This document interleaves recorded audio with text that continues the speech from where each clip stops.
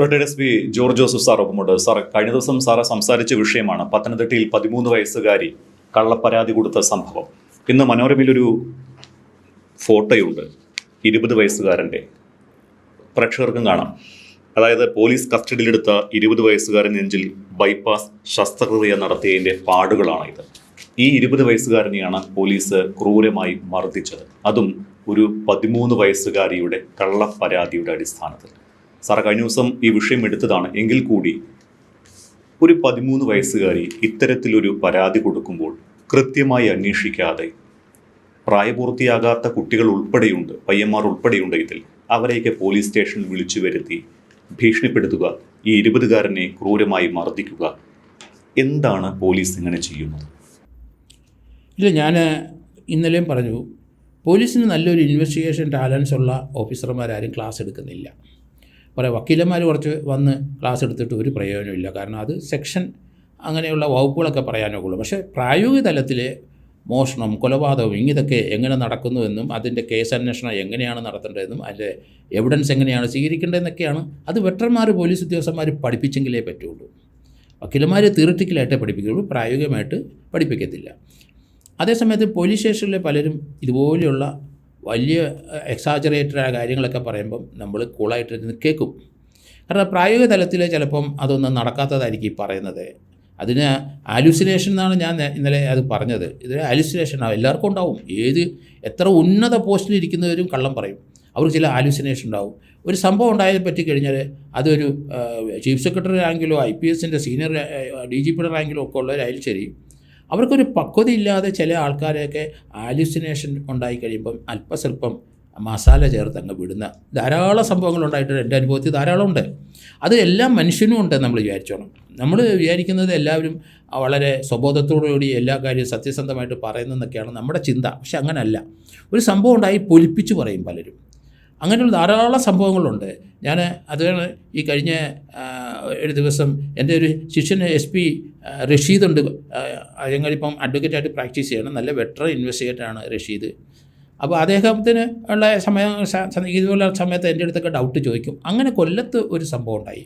ആ കൊല്ലത്ത്, അതുകൊണ്ടാണ് ഈ കേസിനൊപ്പം ഞാനത് പറയാൻ കാരണം, കൊല്ലത്ത് ഒരു സ്കൂളിലെ ഒരു ഡോക്ടറെ മകന് ഒരു പെൺകുട്ടിയായിട്ട് ചെറിയ അടുപ്പമുണ്ടായിരുന്നു. അങ്ങനെ ആ കുട്ടിയെ ഉച്ചയായപ്പം സ്കൂളിൽ നിന്ന് മിസ്സായി. അതിനെ സംബന്ധിച്ച് പോലീസ് വന്ന് പരാതിപ്പെട്ട് കഴിഞ്ഞപ്പം ആ പയ്യനെ തന്നെ സംശയം റഷീദിന് തോന്നി. അവരതും പയ്യനെ ഒരു സംശയത്തിന് ആനുകൂല്യം കൊടുക്കാനൊന്നും അവരാരും സമ്മതിക്കത്തില്ല. എല്ലാം ബലം പ്രയോഗിച്ച് ആ കുട്ടിയെ കാണാതെ ഉച്ച മുതൽ കാണാതെ പോയതാണ്. ആ പയ്യൻ്റെ വീട് പരിശോധിക്കണമെന്ന് പറഞ്ഞ് അവർ സമ്മതിക്കുന്നില്ല. VIP എങ്കിലും പോയി വീട് പരിശോധിച്ചപ്പോൾ ആ കുട്ടി അവിടെ ഒളിച്ചു വെച്ചിട്ടുണ്ടായിരുന്നു ഇയാൾ ഉച്ചയ്ക്ക്. ആ കുട്ടി ബോധം കെട്ട് അവിടുത്തെ ഒരു അലമാരക്കകത്തിരിക്കുന്നത് കണ്ടിട്ടുണ്ട്. അതുപോലെ വേറൊരു സ്ഥലത്ത് ഒരു പെൺകുട്ടി ഒരു പയ്യനുമായിട്ട് ചെറിയ പ്രേമമൊക്കെ വന്നു. അത് കഴിഞ്ഞോട് അവർ ഒന്നിച്ചൊരു സിനിമ കാണാനൊക്കെ പോയി. ആ കുട്ടി ആ പെൺകുട്ടിയെ കല്യാണം കഴിക്കണമെന്ന് പെൺകുട്ടി ഇവൻ്റെ അടുത്ത് പറഞ്ഞപ്പോൾ അയാൾക്ക് സമ്മതമല്ല. അത് അങ്ങ് വളർന്നിട്ട് ആ കുട്ടി ഒരു ഭ്രമാത്മകമായ ചില ചിന്തകളിലോട്ട് പോയി. അയാളെ കല്യാണം കഴിച്ചെന്നോ സങ്കല്പിച്ചൊക്കെ അവിടെ ചെന്ന് പറഞ്ഞു അയാളുമായിട്ട് ബന്ധമുണ്ട്, അയാളെ വീട്ടിൽ കൊണ്ടുപോയിട്ടുണ്ട്. അതെല്ലാം പറഞ്ഞു കഴിഞ്ഞപ്പം റഷീദിന് അതൊരു സംശയം തോന്നി. റഷീദ് ആ സംശയം വെച്ചിട്ട് ആ കുട്ടിയെ പറഞ്ഞ് നിങ്ങൾ ആ വീട് കാണിക്കണമെന്ന് പറഞ്ഞു. അപ്പോൾ അവർക്കൊക്കെ അവിശ്വാസമായി. അവിടുത്തെ SP വരെ പറഞ്ഞു അതെന്താ കുട്ടിയെ അയാൾ പീഡിപ്പിച്ചിട്ടുണ്ടെങ്കിൽ അതിന് കേസെടുത്താൽ പോരെ. ഇല്ല സാറേ, കുട്ടിയുടെ മൊഴി വലിയ പ്രാധാന്യമാണ്, അതുകൊണ്ട് ആ മൊഴി അനുസരിച്ചുള്ള കാര്യങ്ങൾ ഞാനൊന്ന് വെരിഫൈ ചെയ്യട്ടെ. നിർബന്ധം പിടിച്ച് റഷീദ് പോയി ആ കുട്ടിയെ കൊണ്ടുപോയി ഏത് വീട്ടിൽ വെച്ച് അയാളെ വീട് അറിയാമെന്ന് പറഞ്ഞുകൊണ്ട് കാണിച്ചു കൊടുത്ത് തെറ്റിപ്പോയി. ആ കുട്ടിക്ക് വേറൊരു വാർത്ത കെട്ടിടം കാണിച്ചു. യഥാർത്ഥത്തിൽ ആ പയ്യനൊരു ഓഡിറ്റർ കെട്ടിടമാണ്. അപ്പോൾ ഇത് അന്തം വിട്ട് നമ്മൾ കുട്ടികൾ പറയുന്നതൊന്നും അത് അതേപടി വിശ്വസിക്കാൻ ബുദ്ധിമുട്ടാണ്. അത് അവരുടെ അടുത്ത് പറയരുത്. അതേസമയത്ത് അത് വെരിഫൈ ചെയ്ത ശേഷം മാത്രമേ ഇങ്ങനെയുള്ള ഒരു കേസ് രജിസ്റ്റർ ചെയ്യുള്ളൂ. ഇവിടെ തന്നെ ഒരു കുട്ടിയെ ഇപ്പോഴത്തെ കൊല്ലത്തെ കേസിനകത്ത് 13 വയസ്സുകാരി കുട്ടി, അതിനൊരു ആലുസിനേഷൻ ഉണ്ടായതാണ്. മറ്റേ പയ്യനുമായിട്ട് അടുപ്പമുണ്ട്, അവൻ പീഡിപ്പിച്ചെന്ന്. അതൊക്കെ ധാരാളം നമ്മൾ സിനിമയിലും ചാനലിലും എല്ലാം TV-യിലെല്ലാം ഡെയിലി കണ്ടുകൊണ്ടിരിക്കുകയാണ്. കൊച്ചുകുട്ടികൾ 9 വയസ്സും 10ഉം 13ഉം വയസ്സുള്ള കുട്ടികൾ ഇങ്ങനെയുള്ള കാര്യങ്ങളൊക്കെ കിട്ടുമ്പോൾ അതുപോലെ തന്നെ തനിക്കൊരു അനുഭവം ഉണ്ടായവരെ സങ്കല്പിച്ചുകൊണ്ട് ആ കുട്ടി അങ്ങനെ ഒരു കഥയുണ്ടാക്കി വിട്ടുകൊടുത്തു. അതിനകത്ത് പോലീസും വീണു, എല്ലാവരും വീണു. ആ കുട്ടി പറഞ്ഞ 6 പിള്ളേരുടെ കാര്യം പറഞ്ഞു, 9 പേരുടെ കാര്യം പറയുന്നുണ്ട്, 6 പേരുടെ കാര്യം പറഞ്ഞു.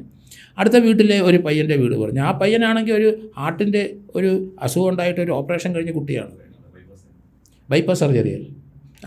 അപ്പോൾ അങ്ങനെ ബൈപ്പാസ് സർജറി ചെയ്ത ആ കുട്ടിയെ അത് പോലീസ് പിടിച്ചുകൊണ്ട് പോയി. അത് പിടിച്ചുകൊണ്ട് വന്ന് പോലീസിന് ഇൻവെസ്റ്റിഗേഷൻ അറിയില്ല എന്ന് ഞാൻ പറയുന്നതിൻ്റെ കാരണം ആ കേസുമായിട്ട് ബന്ധപ്പെട്ട് ഞാനത് തുറന്ന് പറയുകയും ചെയ്തു. കാരണം അവരെ പഠിപ്പിക്കാനൊന്നും ആരുമില്ല, നല്ല ഇൻവെസ്റ്റിഗേറ്റേഴ്സ് ആരും ഇല്ല പഠിപ്പിക്കാനായിട്ട്. അതുകൊണ്ടാണ് ഇങ്ങനെ സംഭവിക്കുന്നത്. കാരണം ഒരു പോലീസ് സ്റ്റേഷനിൽ ഒരു സംഭവം ഉണ്ടായി കഴിഞ്ഞാൽ ആ പോലീസ് സ്റ്റേഷൻ്റെ അവരെ വിളിച്ചു വരുത്താനും അവിടെ വെച്ച് ചോദ്യം ചെയ്യാനൊക്കെ നമുക്ക് അവകാശമുണ്ട്.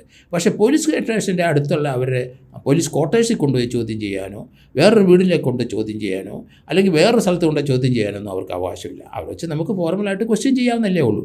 പക്ഷേ പോലീസ് ക്വാർട്ടേഴ്സിൽ കൊണ്ടുപോയി ഈ പയ്യനെ കാലിൻ്റെ വെള്ളയ്ക്ക് അടിച്ചു എന്നാണ് പറയുന്നത്. കാരണം കേസ് ട്രൂ അല്ലല്ലോ. കാരണം അതിലിട്ട് പോലീസ് ഇങ്ങനെ ഒരു മൊഴി കിട്ടിക്കഴിഞ്ഞാൽ അത് റിലയബിൾ ആണോ ഇല്ലയോ എന്ന് എല്ലാ പോലീസ് ഉദ്യോഗസ്ഥന്മാരും അത് ആദ്യം പരിശോധിക്കണം. റിലയബിലിറ്റി വലിയൊരു പ്രശ്നമാണ്.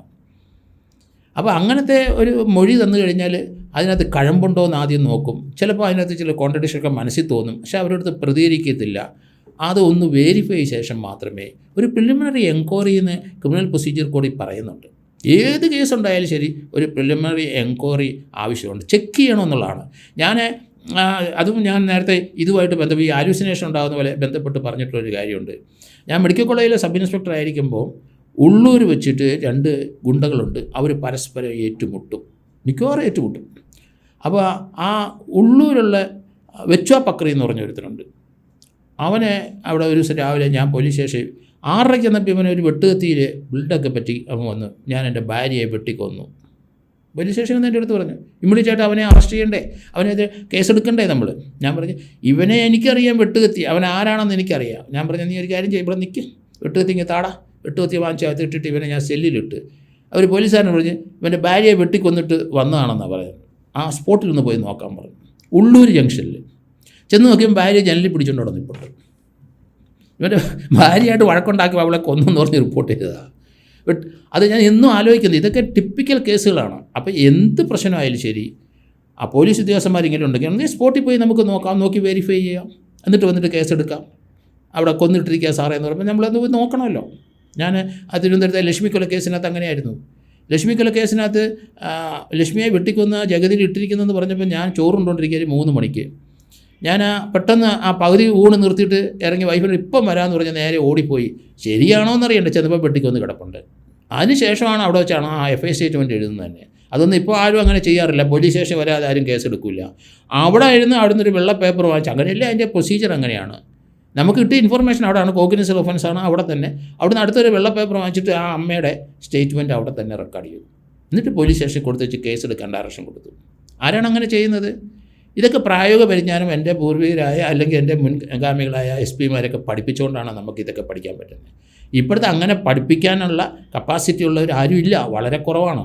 അതുകൊണ്ടാണ് പോലീസ് ഇങ്ങനെ അവിടെ ഇവിടെ എങ്ങും തൊടാതെ ഇതുപോലെയുള്ള മണ്ടത്തരങ്ങളും പോലീസിൽ പറ്റുന്നത്. സാർ, ഇവിടെ മണ്ടത്തരം എന്ന് പറയുകയാണെങ്കിലും മനുഷ്യത്വം പോലും ഇല്ലേ ഈ പോലീസുകാർക്ക് എന്നാണ്. ഈ പയ്യൻ്റെ ഫോട്ടോ നമ്മൾ കണ്ടു, ബൈപ്പാസ് കഴിഞ്ഞ ആ പയ്യൻ പറയുന്നുണ്ട് സർജറി കഴിഞ്ഞതാണെന്ന്. എന്നിട്ടും മർദ്ദിക്കുക എന്ന് പറയുമ്പോൾ അത്രത്തോളം മനുഷ്യത്വമില്ലാത്ത ആളുകളാണ് ഇപ്പോൾ ഈ പോലീസ് സേനയിലുള്ളത്. തീർച്ചയായിട്ടും അത് തന്നെ. കാരണം അവർക്ക് ട്രെയിനിങ് ഒന്നും പ്രോപ്പർ ഒന്നുമല്ല. ഇപ്പം നമുക്ക് പല ഗുണ്ടകളും പല കേസിനകത്തും പ്രതിയായവരൊക്കെ പോലീസ് ധാരാളം പേര് റിക്രൂട്ട് ചെയ്ത് വന്നിട്ടുണ്ട്.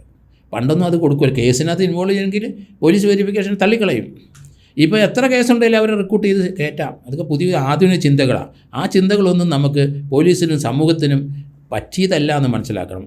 ക്രിമിനൽ കേസിൽ ഇൻവോൾവ് ആയവരെ ഒരിക്കലും പോലീസിനകത്ത് റിക്രൂട്ട് ചെയ്യരുത്.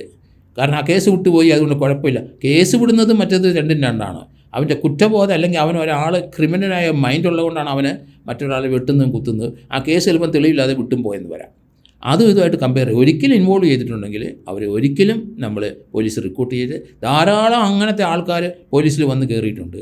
അങ്ങനെ അതൊക്കെ നമ്മൾ ഈ വെരിഫിക്കേഷനിൽ തള്ളിക്കളയുന്നതാണ് പണ്ട്. ഞങ്ങളുടെയൊക്കെ കാലത്ത് അങ്ങനെയാണ്. അത് വീണ്ടും ഇൻട്രൊഡ്യൂസ് ചെയ്യേണ്ടിയിരിക്കും. ധാരാളം ക്രിമിനൽ സ്വഭാവമുള്ളവർ പോലീസിനകത്ത് യൂണിഫോം ഇട്ട് നടക്കുന്ന കാഴ്ചയാണ് കാണുന്നത്.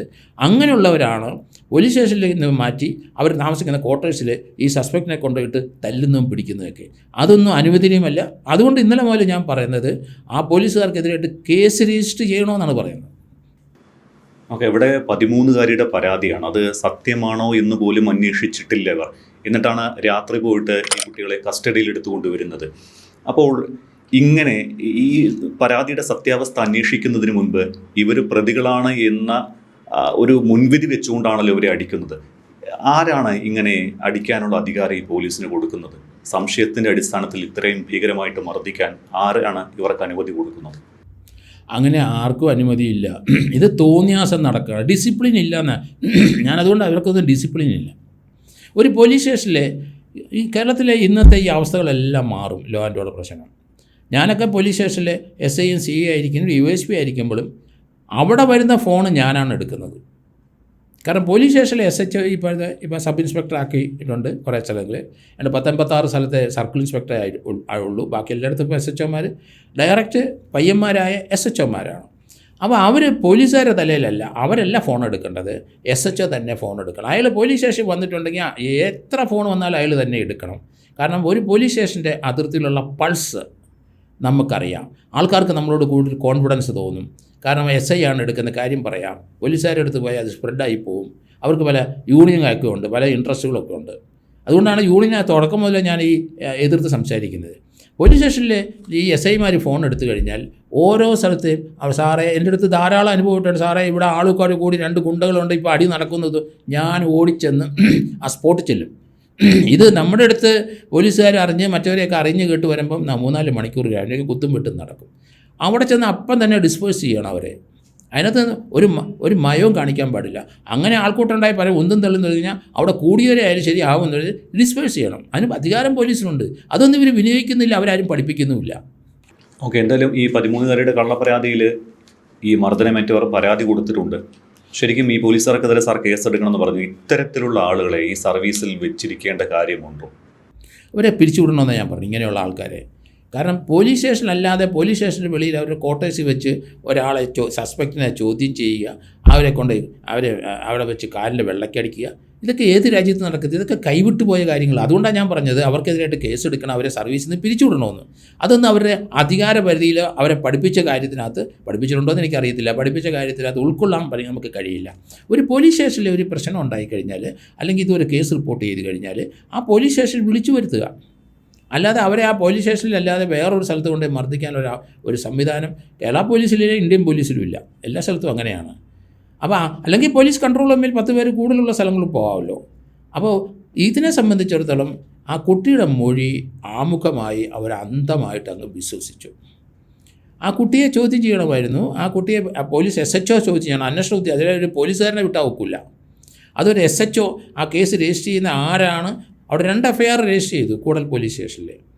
അവിടുത്തെ SHO തന്നെ ആയിരിക്കണം അത് ലീഡ് ചെയ്യേണ്ടത്, അല്ലെങ്കിൽ സർക്കിൾ ഇൻസ്പെക്ടർ ആരെങ്കിലും ആ കുട്ടിയെ ചോദ്യം ചെയ്ത ശേഷം മാത്രമേ പോലീസുകാർ രംഗത്ത് വരാൻ പാടുള്ളൂ. കാരണം അന്വേഷണം അങ്ങനെയാണ് പോകുന്നത്. ഒരു കേസിൻ്റെ അന്വേഷണം നടത്തുന്നത് പോലീസുകാരല്ല, അത് അന്വേഷണ ഉദ്യോഗസ്ഥനാണ്.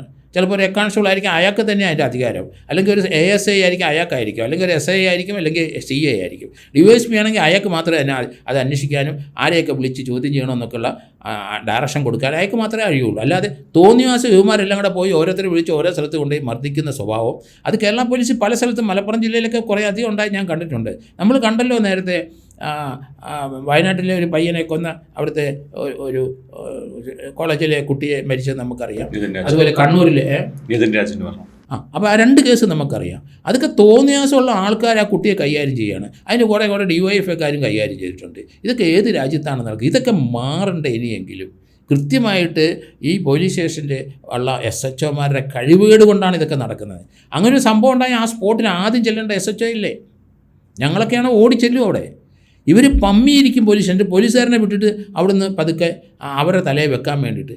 അങ്ങനല്ല, ഒരു പോലീസ് സ്റ്റേഷനിലെ SHO ആയിട്ട് ട്രെയിനിങ് കഴിഞ്ഞ് വരുത്താൻ അവിടുത്തെ സർവ്വ ലോ ആൻഡ് ഓർഡർ പ്രശ്നത്തിന് ഉത്തരവാദി അയാൾ തന്നെയാണ്. അയാൾ ഒളിച്ചും പാറി നിന്ന് വേറൊരുത്തർ അയാളെ ജൂനിയർ ആളെ പറഞ്ഞു വിടുന്നത് ശരിയല്ല. അങ്ങനല്ല, അയാൾ തന്നെ പോകണം. അങ്ങനെയാണ് പോലീസിൻ്റെ നിയമവ്യവസ്ഥകൾ കിടക്കുന്ന കാര്യങ്ങൾ അങ്ങനെയാണ്. അങ്ങനെയൊന്നും ചെയ്യാതെ ഇതുപോലെ ജീവിക്കാൻ വേണ്ടി അല്ലെ കുറച്ച് പൈസ അല്ലെങ്കിൽ ശമ്പളം കിട്ടാൻ വേണ്ടി കുറച്ച് കൈക്കൂലി ഉണ്ടാക്കാൻ വേണ്ടി ഇങ്ങനെ വരുന്നവരൊക്കെ അൺഫിറ്റാണ് പോലീസ് ഡിപ്പാർട്ട്മെൻറ്റിൽ. അങ്ങനെയുള്ളവരാരും ഇവിടെ വരരുത്, അവർ വേറെ പണിക്ക് വല്ലതും പോകണം. ഇവിടെ ആക്ച്വലി ഇതൊരു പൊതുജന സേവനം തന്നെ, അധികം പണത്തിന് വേണ്ടിയിട്ട് കൈക്കൂലിയൊന്നും വാങ്ങാൻ പാടില്ലല്ലോ, ഒക്കെ വാങ്ങിച്ചുകൊണ്ടിരിക്കുകയില്ലേ. അപ്പോൾ പൊതുജന സേവനം മുൻനിർത്തിയുള്ളവർ മാത്രമേ പോലീസിൽ വരാവുള്ളൂ. കാരണം കള്ളന്മാരെ അതുപോലെ അക്രമികളെ അടിച്ചൊതുക്കാനായിട്ടുള്ള ധാർമ്മിക ഉത്തരവാദിത്തം ആ പോലീസ് ഉദ്യോഗസ്ഥന്മാർക്കുണ്ട്. അതവർ വിനിയോഗിക്കണം. ഞാൻ പല സ്ഥലത്തും പറഞ്ഞിട്ടുണ്ട്, വെടിവെക്കേണ്ട സന്ദർഭത്തിൽ വെടിവെക്കണം. പലരും അതിനടുത്ത് കുറ്റപ്പെടുത്തി പല പോലീസ് ഉദ്യോഗസ്ഥരും പറയുന്നുണ്ട്. സാറിനത് പറയാം, അത് വെടിവെച്ച് കഴിഞ്ഞാൽ ഒരാൾ മരിച്ചേണ്ടി വന്നു കഴിഞ്ഞാൽ അതിൻ്റെ ഉത്തരവാദിത്തം ഞാനാക്കി. പിന്നെ താൻ എന്ത് പണിക്കാണ് ഇവിടെ വന്നത്? താൻ വേറെ വല്ല പണിക്ക് പോയി വേറെ എവിടെയെങ്കിലും പൊക്കോ. ഇവിടെ പറഞ്ഞിരിക്കണമെങ്കിൽ വെടിവെക്കേണ്ട സന്ദർഭത്തിൽ വെടിവെക്കണം എന്ന് തന്നെയാണ് പറയുക. അതിന് അധികാരമുണ്ട്. ലാത്തി ചാർജ് ചെയ്യേണ്ട സമയത്ത് ലാത്തി ചാർജ് ചെയ്യണം. കോളേജിലായാലും സ്കൂളിലായാലും ഏതെങ്കിലും ഓഫീസിലായാലും ശരി, ലോ ആൻഡ് ഓർഡർ പ്രശ്നം ഉണ്ടാക്കുന്ന ആരായാലും ശരി, അതിന് എതിരായിട്ട് നീങ്ങാനും അത് ഡിസ്പേഴ്സ് ചെയ്യാനുള്ള ആ SHOയ്ക്ക് അധികാരമുണ്ടെന്നുള്ള കാര്യം മറന്നു പോകരുത്.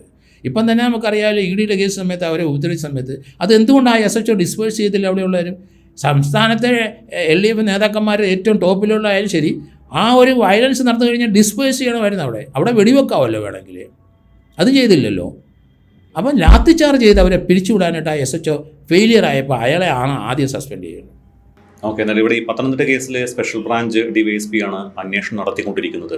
സാർ, കുറ്റക്കാരെ ഈ സേനയിൽ വെച്ചുകൊണ്ടിരിക്കരുത് എന്ന് പറഞ്ഞു. ഈ മർദ്ദനമേറ്റവർക്ക് ഇനി എവിടെയാണ് പരാതിപ്പെടാൻ കഴിയുക? ഇവർക്കെതിരെ, ഈ മർദ്ദിച്ച പോലീസുകാർക്കെതിരെ നടപടി സ്വീകരിക്കാൻ വേണ്ടി? അല്ല, ഒരു കുട്ടിയുടെ അമ്മ ഇന്നലെ ഒരു 24 ചാനലിലേക്ക് സംസാരിക്കുന്നത് ഞാൻ കണ്ടു. ഞാനും സംസാരിച്ചു. അവർ അടിയന്തരമായിട്ട് അതേ പോലീസ് സ്റ്റേഷനിൽ തന്നെ പരാതി കൊടുക്കണം. ആ പോലീസുകാർക്ക് അവിടുത്തെ SHOയ്ക്ക് പരാതി കൊടുക്കണം. കാരണം പോലീസ് സ്റ്റേഷനിലാണ് അതിന് നിയമപരമായിട്ട് നീങ്ങി. അവിടെ കൊടുത്ത് 2 ദിവസം വെയിറ്റ് ചെയ്യുക, കേസ് എടുക്കുന്നില്ലെങ്കിൽ നേരെ കൺസേൺഡ് SP-ക്ക് കൊടുക്കണമെന്നാണ് നിയമപുസ്തകത്തിൽ പറയുന്നത്. SP-ക്ക് കൊടുത്തു കഴിഞ്ഞാൽ SP അവിടെ എടുത്തില്ലെങ്കിൽ വീണ്ടും നമ്മൾ എന്ത് ചെയ്യണം? നേരിട്ട് കോടതിയിൽ പോകണം. ഇവിടെ DGP-ക്കോ അല്ലെങ്കിൽ IG-ക്കോ അല്ലെങ്കിൽ മുഖ്യമന്ത്രിക്കോ ആഭ്യന്തരമന്ത്രിക്കോ കൊടുത്താൽ ആ പേപ്പർ ഇങ്ങനെ വരുമെന്നുള്ളൂ. നിയമപരമായ ഒരു നടപടിയിലേക്ക് നീങ്ങണമെങ്കിൽ പോലീസ് സ്റ്റേഷനിൽ അവിടുത്തെ SHOയ്ക്ക് തന്നെ പോലീസ് സ്റ്റേഷൻ പരാതി കൊടുക്കണം. മർദ്ദിച്ച കാര്യത്തെപ്പറ്റി ആരൊക്കെയാണ് പോലീസുകാർ, ആരൊക്കെയാണെന്നുള്ള അവിടെ കൊടുക്കണം. അത് അവിടുത്തെ SHO എന്ന് പറയുന്ന ആൾ തന്നെ മർദ്ദിച്ചിട്ടുണ്ടെങ്കിൽ അയാൾക്കെതിരായിട്ട് അവിടെ തന്നെ കൊടുക്കണമെന്ന് ഞാൻ പറഞ്ഞു. അങ്ങനെയാണ് നിയമം പോകുന്നത്. അങ്ങനെ പരാതി കൊടുത്തിട്ട് അതിന് 2 ദിവസത്തിനകം FIR എടുത്തില്ലെങ്കിൽ നേരെ അവിടുത്തെ പത്തനംതിട്ട SP-ക്ക് കൊണ്ടുപോയി കൊടുക്കണം പരാതി. ഇവിടെ കേസ് എടുത്തിട്ടില്ല, അതുകൊണ്ട് SP നേരിട്ട് കേസെടുത്ത് അന്വേഷണം നടത്തണമെന്ന് പറയുമ്പോൾ അങ്ങേരും അത് ചെയ്തില്ലെങ്കിൽ മൂന്നാമത് നേരെ പറഞ്ഞിരിക്കുന്ന നിയമപുസ്തകത്തിൽ പറഞ്ഞിരിക്കുന്ന ഓപ്ഷൻ കോടതിയിൽ നേരിട്ട് പരാതി കൊടുക്കുക. ഈ രണ്ടിടത്തും പരാതി കൊടുത്ത് ഫെയിലിയർ ആയെങ്കിൽ നമുക്ക് നേരിട്ട് കോടതി കൊടുക്കാം. അതാണ് എല്ലാവരും ചെയ്യേണ്ടത്. അല്ലാതെ നമ്മൾ മുഖ്യമന്ത്രിക്കും മറ്റവർക്കും കൊടുത്തിട്ടുണ്ടെങ്കിൽ അവർ ഡയറക്ഷൻ കൊടുത്തെങ്കിലേ കേസ് എടുക്കുകയുള്ളൂ, അല്ലെങ്കിൽ ഇല്ല. നമുക്ക് നിയമപരമായിട്ട് തന്നെ മുന്നോട്ട് പോകാം. കാരണം അവിടുത്തെ പോലീസ് സ്റ്റേഷനിലെ വെളിയിലെ ക്വാർട്ടേഴ്സിൽ കൊണ്ട് ഈ കൊച്ചിനെ മർദ്ദിച്ച് കാലിലെ വെള്ളയിലെ ചുവരിൽ കൊണ്ട് അടിച്ചതായിട്ട് പറയുന്നുണ്ട്.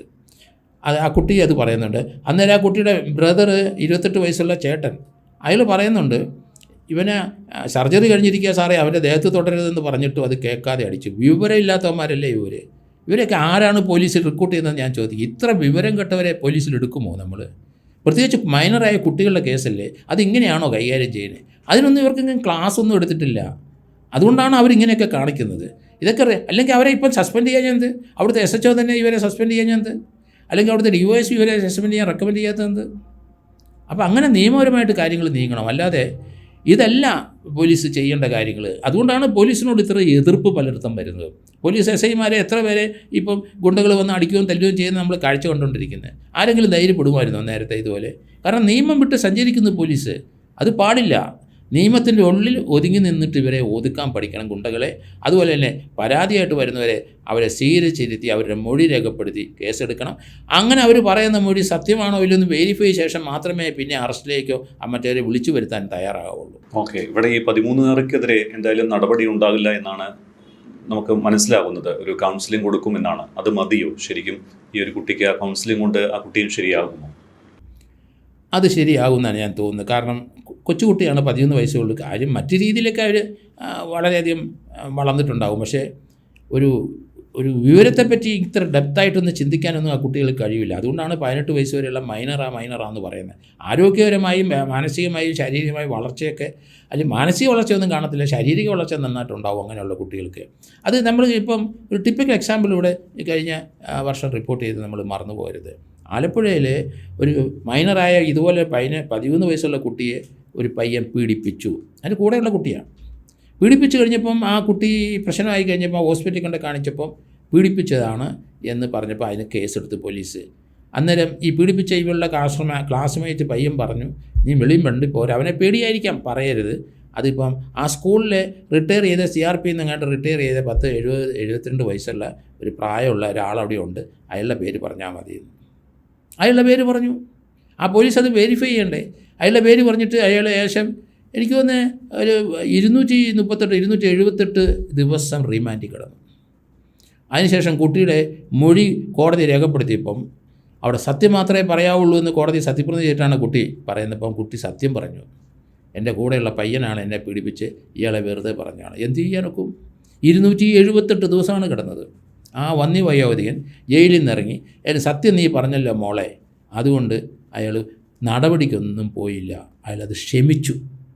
അതിലിപ്പോൾ ഇന്നലെ അതിലെ വക്കീൽ പറയുന്നത് കേട്ടു, ആ പെൺകുട്ടി ഇപ്പം കല്യാണം കഴിച്ചൊക്കെ നല്ല ലെവലിൽ പോയി, അതിൽ നിന്നൊക്കെ മാറി നല്ല കുട്ടിയായി. ആ ക്ഷമ കൊടുത്തുകൊണ്ടാണ് നല്ല കുട്ടിയായി. അപ്പോൾ ഈ കുട്ടിയെ ഇതിന് എന്തുകൊണ്ടാണ് ഇങ്ങനെ ഒരു ഹാലുസിനേഷൻ ഉണ്ടായത്, ഒരു ഭ്രമം ഉണ്ടായത്, അതിഭ്രമം എന്നൊക്കെ നമ്മൾ പറയും. അപ്പോൾ അത് എങ്ങനെ ഉണ്ടായി, എന്തുകൊണ്ടാണ് അങ്ങനെ പറയാൻ കാരണം, അതേപ്പറ്റി നന്നായിട്ടൊന്ന് പ്രോബ് ചെയ്യണം സൈക്കോളജിസ്റ്റുകളും അല്ലെങ്കിൽ അതുപോലെയുള്ള പോലീസ് ഉദ്യോഗസ്ഥന്മാർ അല്ലെങ്കിൽ സൈക്കാട്രിസ്റ്റുകാരും. അതൊന്ന് പ്രോബ് ചെയ്യണം, എന്തുകൊണ്ടാണ് ആ കൊച്ചങ്ങനെ പറഞ്ഞതെന്ന്. കാരണം ഇപ്പോഴത്തെ TV-യിലും നമ്മളെല്ലായിടത്തും ഇതുപോലെയുള്ള പീഡനത്തിൻ്റെ കഥകൾ തന്നെയാണ് പല കാര്യത്തിലും വന്നുകൊണ്ടിരിക്കുന്നത്. അത് കൊച്ചുങ്ങളെയൊക്കെ മനസ്സിൽ വന്നു കഴിഞ്ഞപ്പം അങ്ങനെ ഒരു ഹാലുസിനേഷൻ ആ കുട്ടിക്ക് തോന്നി, ഇങ്ങനെ ഒരു കഥ ഉണ്ടാക്കി അങ്ങനെ പറയും. കാരണം അവനോട് ചിലപ്പം പ്രേമം ഉണ്ടായിരിക്കാം, ചിലപ്പോൾ അടുപ്പം ഉണ്ടായിരിക്കാം, അത് വഴങ്ങാതെ വന്നുകൊണ്ടായിരിക്കാം. അങ്ങനെ ഒരു കഥയുണ്ടാക്കി അങ്ങ് പഠിത്തു വിട്ടു. എത്ര പേരാണ് അനുഭവിച്ചതിനകത്ത്. അതുകൊണ്ട് ആ സർജറി കഴിഞ്ഞ് ആ പയ്യനെ ഹോസ്പിറ്റലിൽ അഡ്മിറ്റ് ചെയ്തിരിക്കുകയാണ്. ഇപ്പം സീരിയസ് ആയിട്ട് അഡ്മിറ്റ് ചെയ്തിട്ടുണ്ടെന്നാണ് ഞാൻ മനസ്സിലാക്കുന്നത്. കാര്യങ്ങൾ കൈവിട്ട് പോകുന്നത് കണ്ടില്ലേ. പോലീസ് ഇങ്ങനെയുള്ള ഒരു അന്വേഷണം പോലീസിലെങ്ങും ആരും പഠിപ്പിച്ചിട്ടില്ല. ഇത് ഇവർ താന്നോന്നിസം കാണിക്കുന്ന പറഞ്ഞാൽ ക്രിമിനലായ സ്വഭാവമുള്ളവർ, അവർ ട്രെയിനിങ്ങിനൊന്നും അധികമൊന്നും അറ്റൻഡ് ചെയ്യാത്തവരും പോലീസുകാരനായി വന്ന് ഇതുപോലെ കുറ്റകൃത്യങ്ങൾ അവർ ചെയ്ത് കേസ് തെളിയിക്കുക എന്നാണ് അവരുടെ ധാരണ. അതൊന്നും അല്ല പോലീസിൻ്റെ രീതി. പോലീസ് ഇൻവെസ്റ്റിഗേഷൻ അങ്ങനെയല്ല. ഇവരെ ആരും ഇൻവെസ്റ്റിഗേഷൻ പഠിപ്പിച്ചിട്ടുമില്ല. ഓക്കെ, എന്തായാലും കുറ്റക്കാർക്ക് ശിക്ഷ കിട്ടട്ടെ എന്ന് തന്നെ നമുക്ക് പ്രതീക്ഷിക്കാം. നന്ദി.